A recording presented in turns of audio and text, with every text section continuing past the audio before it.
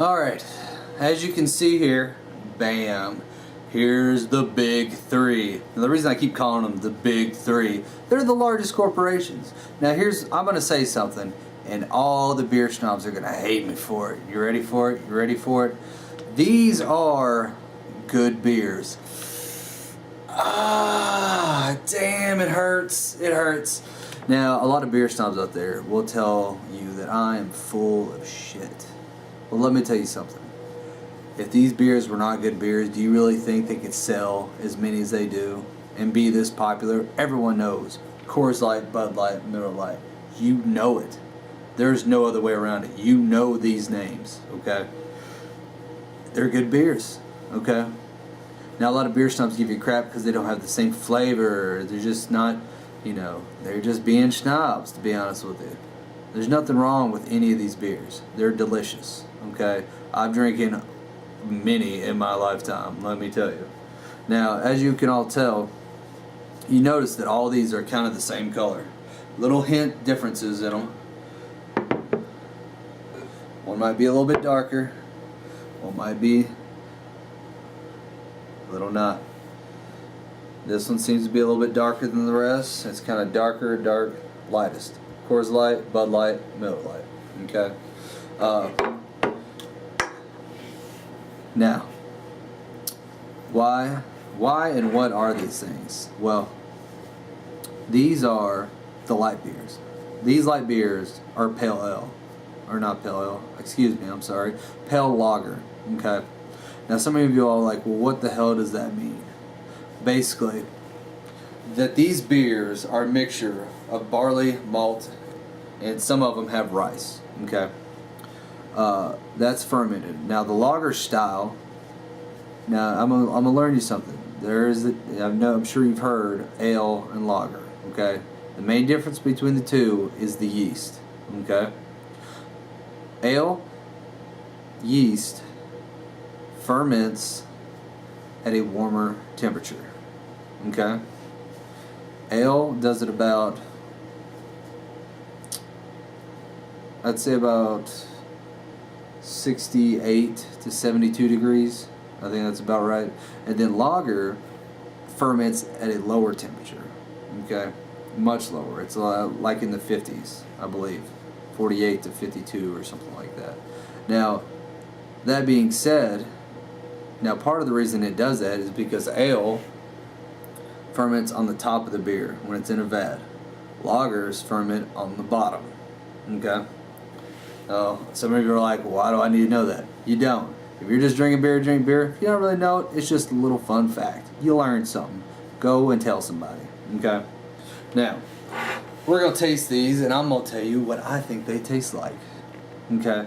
Now, I'm gonna start off with Miller Lite. I know this isn't the original can, because they have the old school ones right now going on. I dig them. I've been drinking a lot of Miller Lite lately, even though I'm not even a Miller Lite guy.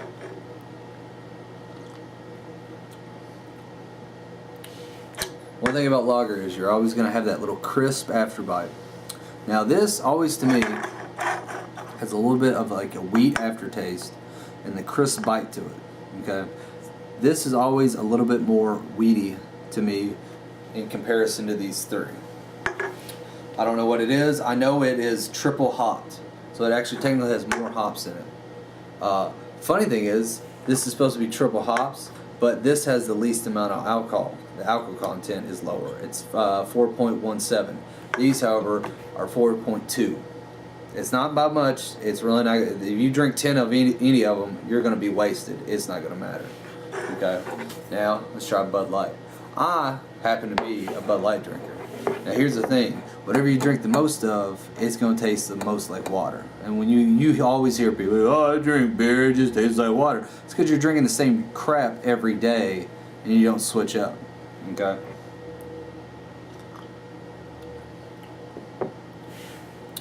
Alright. That doesn't have... It still has a little bit of crisp afterbite, but not as much. It's a little bit more of a warm flavor. A little bit warmer. This a little bit crisper, more weedy. This is a little bit more of a warm, kind of mild mid flavor. Yeah. Now, Coors Light. I feel like this is the ugly stepchild. It's always these two going head to head, and this one's trying to keep up. Which I don't. That's just in my perspective of marketing and whatnot like that, and people drinking it. Like I said, I bartend. I always get tons of people drinking Bud Light, tons of people drinking this. Every once in a while, you get somebody who drinks Coors, whatever you want to say. Coors. It's all good. Okay. Coors.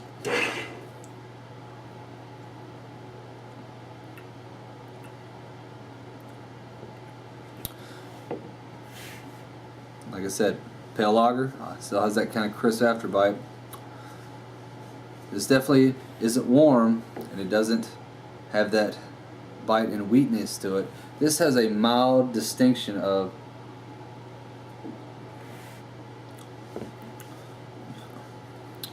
one more.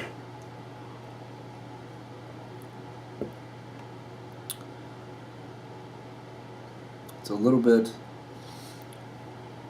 I don't want to say fruity, because that's not the right. It's an aftertaste of sweetness. Let's go with that. Not like this thing is full of sugar, but a very slight, very light. In comparison to these three, I would say this would be a little bit on the sweeter side. Sweeter, mild, robust, middle, robust, a little bit more of a bite, wheat flavor. That's my opinion of these three. You don't have to agree, it's just what I'm saying.